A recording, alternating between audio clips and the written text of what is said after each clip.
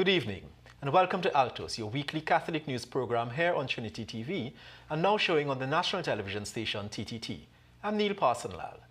In tonight's program, our Caribbean bishops have been meeting in the Bahamas for their annual plenary meeting. Mediation talks began last Saturday in Grenada between Bishop Clyde Harvey and Father Gerard Paul.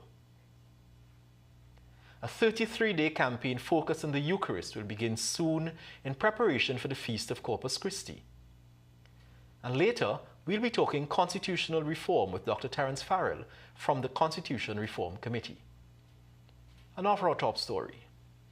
The nation awaits the outcome of the investigations into the deaths of 11 babies at the neonatal intensive care unit of the Port Spain General Hospital between February 22nd and April 9th.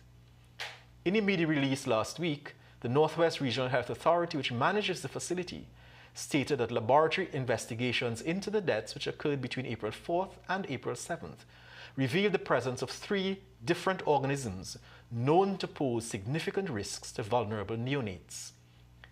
Health Minister Terence Dialsing told the House of Representatives on Friday, April 12th, that the Office of the Chief Medical Officer is leading an investigation, and the ministry has asked for assistance from the Caribbean Industrial Research Institute, CARIRI, and the Pan American Health Organization. Late yesterday, the NWRHA issued a statement indicating that the hospital's head of infection control had been sent on administrative leave pending further investigations. Our prayers remain with those 11 families. Bishops from the English, Dutch, and French-speaking Caribbean territories that make up the Antilles Episcopal Conference wrap up discussions today at their 68th annual plenary meeting in Nassau, Bahamas. Current President, Archbishop Charles Jason Gordon, and His Excellency Archbishop Santiago de Witt Guzman, the Apostolic Nuncio, were among the bishops gathered for the meeting, which commenced with the opening Mass at St. Francis Xavier Cathedral on Sunday, April 14th. Archbishop Patrick Pinder of Nassau was a celebrant. The Catholic News is awaiting the customary post-meeting communique, but can confirm that one of the key issues discussed was the ongoing crisis in Haiti and what more the conference can do to support the church in Haiti. A date is yet to be set for the regional collection scheduled to be collected for Haiti. Also present at the meeting was a delegation from CELAM, the Latin American and Caribbean Episcopal Council, which is based in Bogota, Colombia. We will have more of the outcomes from the annual plenary meeting in a subsequent program. Archbishop Charles Jason Gordon has invited all the Catholic faithful to make a 33-day journey to consecrating themselves and the Church to the Eucharistic Christ. The journey begins on Sunday, April 28th, and the consecration day will be May 30th, the Solemnity of Corpus Christi. 33 Days to Eucharistic Glory by Catholic author Matthew Kelly will be used. Dominican priest Father Jesse Mengo, one of the promoters, tells us more in this story. This 33-day dedication is to attempt to raise the whole faith level of our diocese. How are we going to do this? There are 4 pillars really of this. The first pillar, you could say, is to read the book, read the daily reflections. These reflections will also be available in audio file. Number 2, I will be making video reflections, which will be posted on Trinity TV, and there will be a program with that every evening at 6. It will be a short reflection, about 5 minutes, on the daily readings. Number 3, and major part of this too, would be that you, as parish communities, as faith communities, and in your homes, really gather in your homes with friends and family to discuss the readings in the book.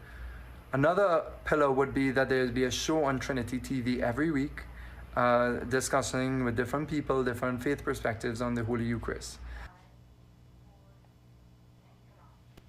And you can read more about the journey in this week's issue of the Catholic News and visit catholictt.org. And we turn our attention to the Diocese of St. George's in Grenada. The disagreement between Bishop Clyde Harvey and Father Gerard Paul has entered the mediation phase. A statement issued on Saturday, April 13th by mediator Terence Smith said an agreement was reached that day to promote harmony in the Catholic Church in Grenada. Here's a brief from Catholic News editor Raymond Sims. Those around the mediation table were Bishop Harvey, Father Paul Smith, and fellow mediator Shireen Wilkinson. Dr. Francis Alexis King's counsel served as a witness. The statement said that going forward, both parties will not make public statements not in the interest of the church while mediation talks continue for the next 2 weeks. On his weekly program on Thursday, the bishop maintained his silence on the specifics, but continued to use the situation as a teaching moment. One or two people have said to me, they feel like leaving the church. Where are you going? Excuse me, but that's my first response. Any church you go to will have its divisions, will have its challenges. But we as Catholics, we know one thing now better than we've ever known it before. That we are not afraid of our challenges, and we are not afraid of the deeper challenge to walk in love through it all. There's been a lot of talk about truth here. But if you speak the truth in hatred and in anger, you are not speaking God's truth. Mm-hmm. So we have always, as Catholics, to bear witness to this. I am Raymond Sims for Catholic News Altos. An unlikely success story, a local biography of Deacon Lennox Tusse, was recently distributed to 17 schools in Port of Spain. The book was launched last July at the VIP room of the Queen's Park Savannah. A holder of a master's degree from UTT's Carnival program and recipient of the 2021 Hummingbird Medal Silver for his contribution to culture, Deacon Tusse urged the Ministry of Education to look at the writings of older Calypsonians and have students engage with them. You look at a fellow like Merchant, and you look at the wonderful work that Merchant has done. Was it just for that time? No. I think God wants us to move it on. Leroy Callis, David Rudder, there are pieces of work that these people have done that we need to get our children to listen to understand, and to appreciate. Deacon Tusse said his motivation in giving the books to the schools was to provide inspiration to students and teachers. He spoke to Catholic News Altos about his own background. Being a product of the East Dry River, I joined the steel band City Syncopators and served as secretary. It was while there as a member, one of the seniors of the band, Rufus Gulston, saw it fit to call me out from the Dry River one Friday evening while playing football, which was the norm for us teenagers, and gave me the greatest opportunity of my life, which was to present myself at Nestle in Laventy's office. It was there I started my career as a loader. Persistence, determination, hard work, and the help of the Almighty, he said, led to a climb up the corporate ladder at Nestle to Regional Marketing and Communication Manager. The book was written and edited by journalist Tony Rachel Fraser. And in other local news on the literary scene, a collaboration between Father David Can, vicar for the Southern Vicariate, and parish priest at Our Lady of Perpetual Help San Fernando, and international editor and author Therese Chung Waldrop, has resulted in a unique creation, a book of poems and theological solutions. Titled 10 Problems, 10 Solutions, the book examines 10 everyday problems written as poems by Chung Waldrop, to which Father Can provides a solution, each solution founded in God's love. The book was launched Tuesday, April 9th at the Bishop Men's Auditorium, San Fernando, with a book signing by both contributors and entertainment provided by the #1 electronic guitarist in the Caribbean, Dax Carter. A school package with a poetry workshop was also available to registered schools, designed to help students understand poetry. Last week, we told you about a soon-to-be 21-year-old Abigail Corby, running 21 kilometers on her 21st birthday to mark the occasion and also to raise funds for a Fatima College teacher in need of a liver transplant. Well, the run was successfully completed on Wednesday in Chaguaramas, along with her grandmother Marguerite and other well-wishers. Abigail was able to complete the distance, which is the equivalent of a half marathon. We congratulate Abigail, her family and supporters on completing the run and her efforts in fundraising. Trinidad and Tobago's music scene is abuzz with the release of a groundbreaking single entitled The Call by Marvin Lewis, also known as Mr. King. The song, which debuted just over a week ago, has already garnered 41,000 views on YouTube and is now sparking conversations nationwide. Altos reporter Kaelan Jordan got the exclusive insights behind the inspiration for the call. King revealed the idea for the call had been brewing for 3 years. It transcends being merely a song. It's a movement towards positive change, countering the prevailing negativity in both media and music realms. I was just thinking about a storyline and a script and a way to tie it all together to make it make sense. So I reached out to the brothers. I say, hey, what do you think about this idea? Let's have the conversation. Let the conversation start with us. As a conversation, over the phone call, call into call. And they're like, King, will you just come out with these things? King collaborated with his brothers Ziggy Rankin, Isasha, King David, and Prophet Benjamin to bring the call to life. The response to the single, King Told Altos, has been nothing short of overwhelming. So I expected the country to take a liking to it, but the level at which it shut off, it leave my head spinning. It was amazing. I have never seen a song go viral like this in the country. No soca, no rock, no reggae, I've never seen this happen. I am 48 years old. I've never seen this happen in my life.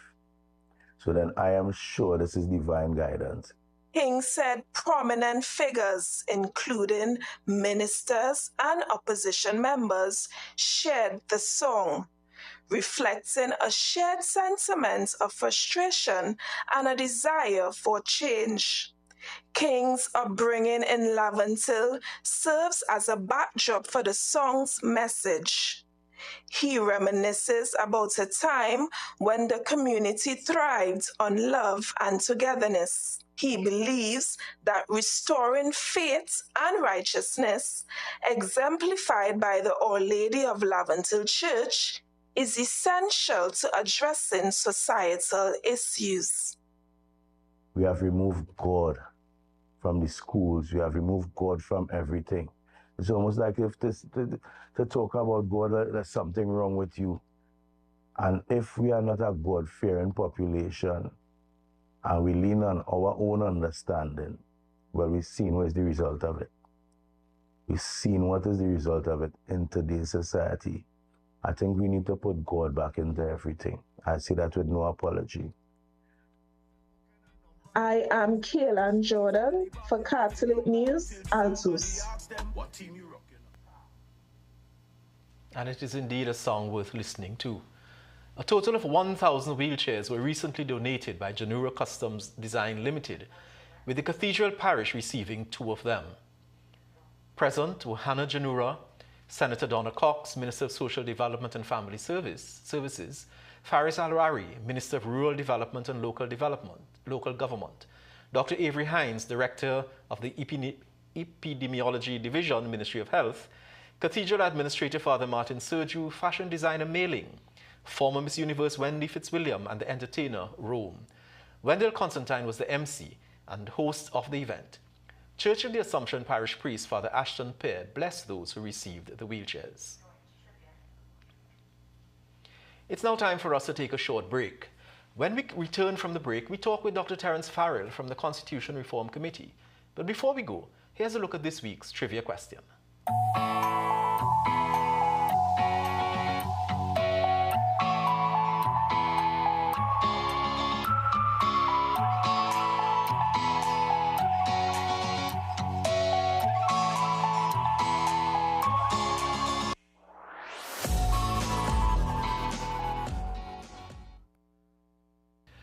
Welcome back and thanks for staying with us. The issue of constitutional reform is back on the front burner following the recent appointment of a Constitutional Reform Committee by Prime Minister Dr. Keith Rowley.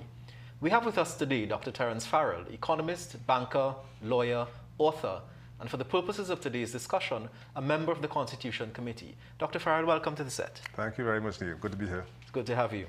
Begin by telling us, what is the Constitution and what is the importance of having this Constitution reviewed? Well, the Constitution is the country's supreme law. I mean, I think most people are familiar with the fact that we have laws about various kinds of things, about property and about crime and so on and so forth. But the Constitution is the supreme law. It is set up to essentially to distribute the power in the society. That power is usually distributed among what are called the three branches of the state. The one that we are most familiar with, of course, is the executive, which is the prime minister and the cabinet, the ministers, and so on. They have what is called executive power. Then, of course, you have the parliament, which is the representative of the people. The parliament makes the laws which the executive is supposed to carry out. And then the third branch of government is called the judiciary, which is comprised of the judges, the High Court, the Appeal Court, and currently the Privy Council.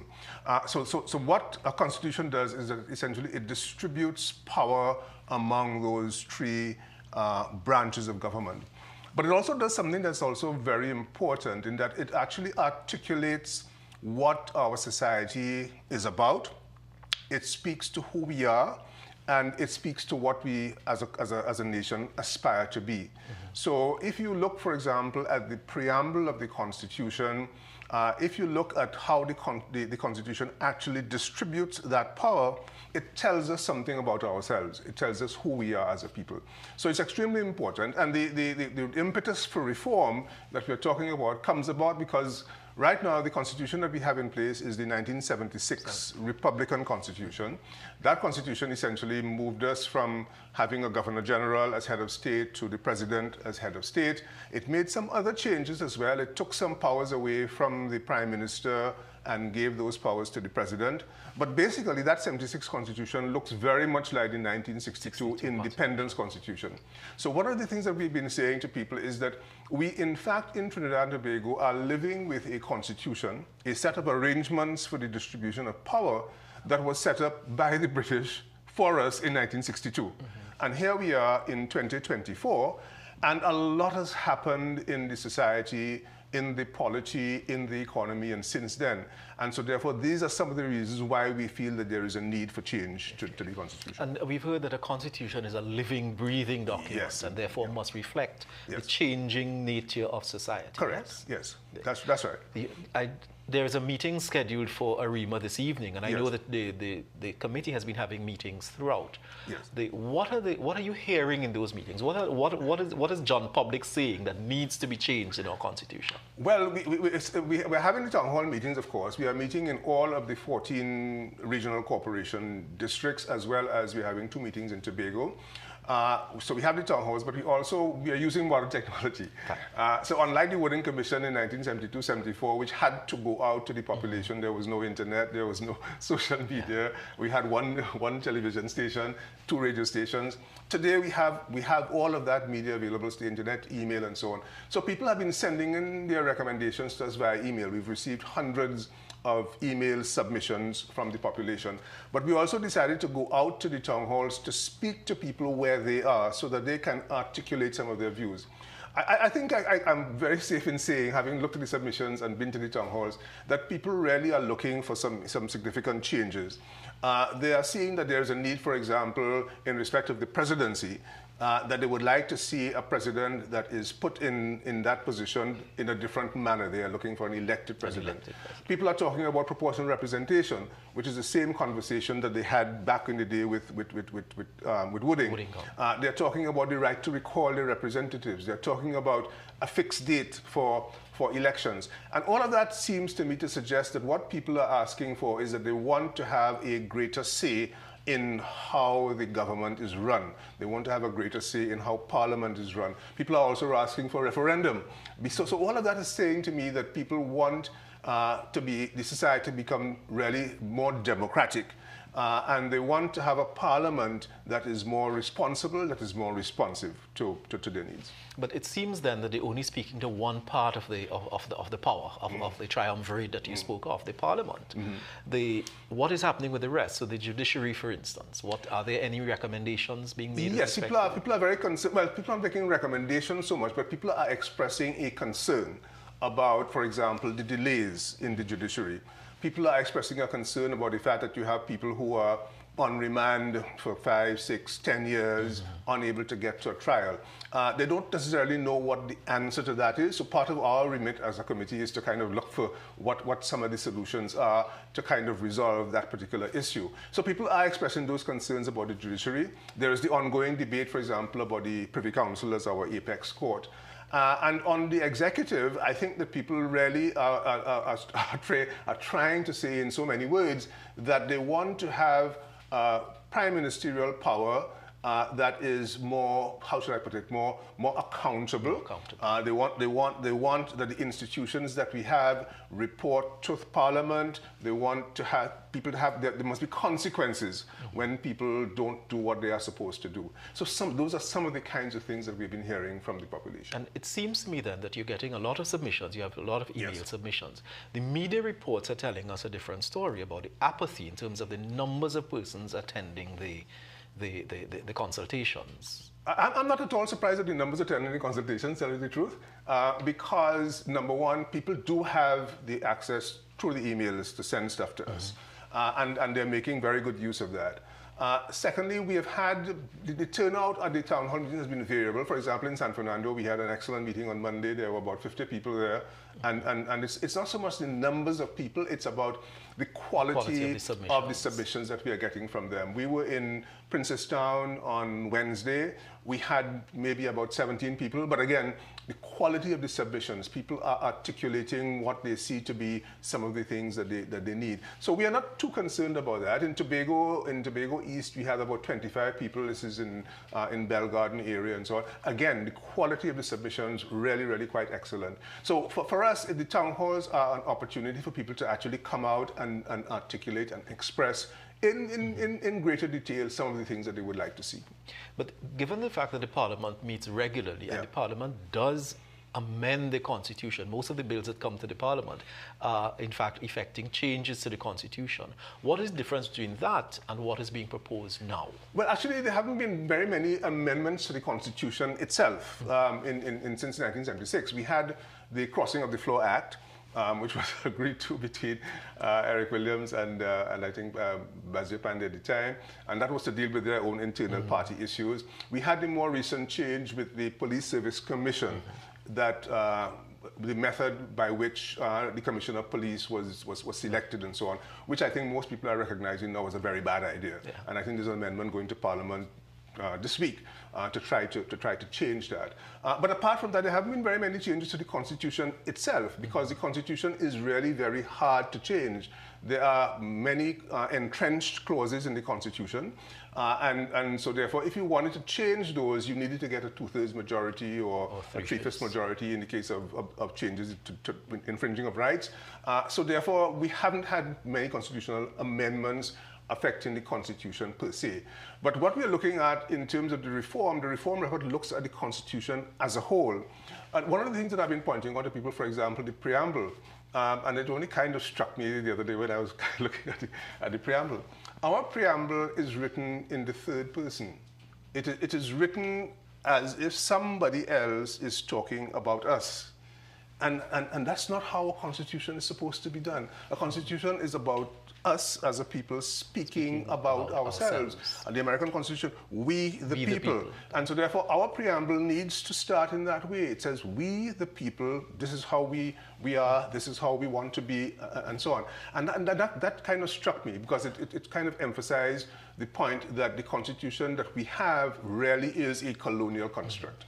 And the argument, of course, is that one word, we, is the most significant part of the Constitution. Precisely. What next? What are the next steps for you? Well, we continue with the town hall meetings into early May. So I said we are covering all of the all 14 regional corporations and Tobago. We basically stopped the email submissions, But we continue to get submissions that are coming in from people that, for example, we invited all the constitutional office holders, the Chief Justice, the Ombudsman, all of those people. We've invited the business organizations, the trade unions, and so on to send in submissions to us, and we expect those to be fairly substantive submissions. So our process will be to kind of begin the process of looking at that. We have a target of the end of May to essentially to produce our what is described as a working document.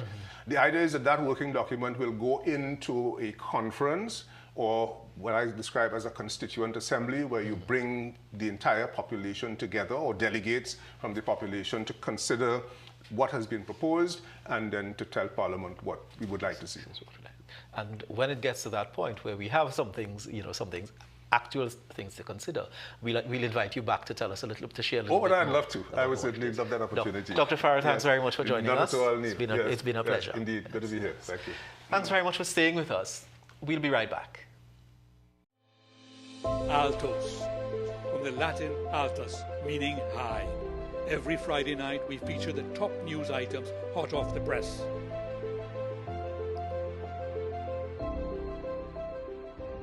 We are taking a leap of faith on Trinity TV.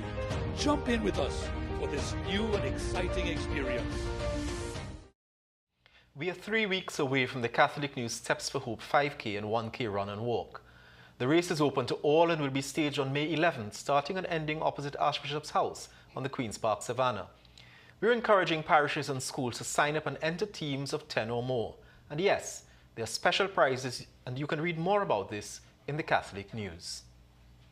We have one clergy anniversary this week, and it's our favorite college principal, former Fatima College principal, Father Gregory Augustine.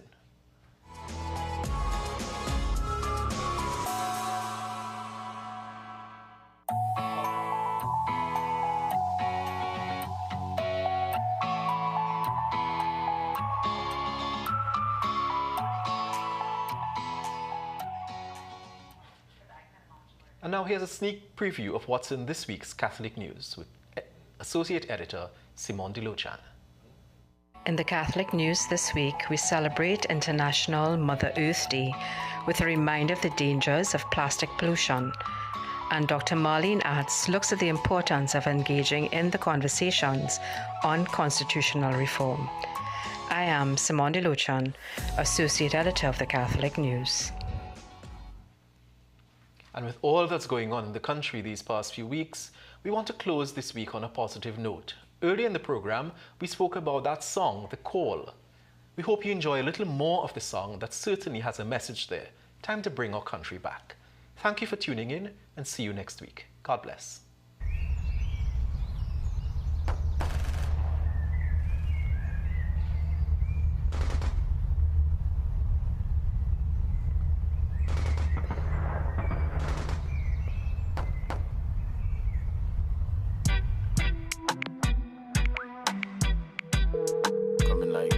Do something about this thing, somebody have to bring back the balance,